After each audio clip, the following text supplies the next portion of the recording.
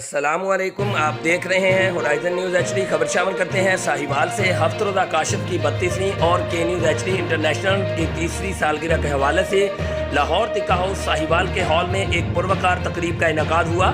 تقریب سید Haris Ali Shah Gilani, chief editor ہفت روزہ کاشف، سی ای او کے نیوز ایچ ڈی انٹرنیشنل کی جانب سے منعقد کی گئی، جس میں مہمان خصوصی پرنٹ میڈیا ایسوسی ایشن کے صدر رانا مزمل اور سیاسی و سماجی شخصیت شہزاد خان تھے۔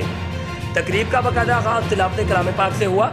شرکاء میں سینئر صحافی ملک آصف امان، سینئر صحافی Sheikh Imran, senior advocate Ali Rauf Atti, senior advocate Akbar Qureshi, Mirza Ijaz advocate, Chaudhry Imtiaz Sarwar advocate, S H O railway Mehwar Qureshi, Shakeel شاہ، سینئر صحافی شفیق پھول عرب والا، گلفام حیدر قریشی، ملک ساجد محمود، عبد الغفار، رانا عدنان قمر، چودھری آصف، جادب علی گیلانی، ڈاکٹر زین گیلانی، شاہد چچی، رانا سہیل، حسنات لاہوری، شاکر ہاشمی، شیخ ارمان سعید، محبوب چودھری، اسامہ عزیز، عدنان قریشی، ملک جاذب، ایان احمد بھٹی، محمد بھٹی و دیگر نے شرکت کی۔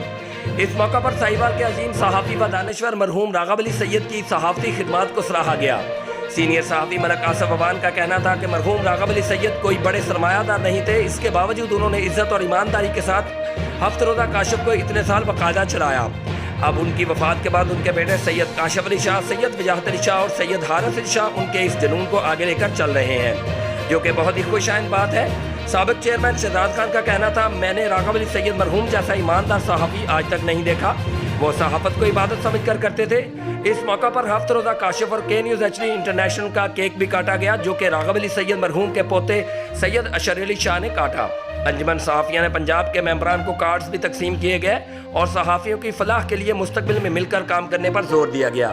رپورٹ محبوب چودھری، سرپرست اعلیٰ ہورائزن نیوز ایچ ڈی۔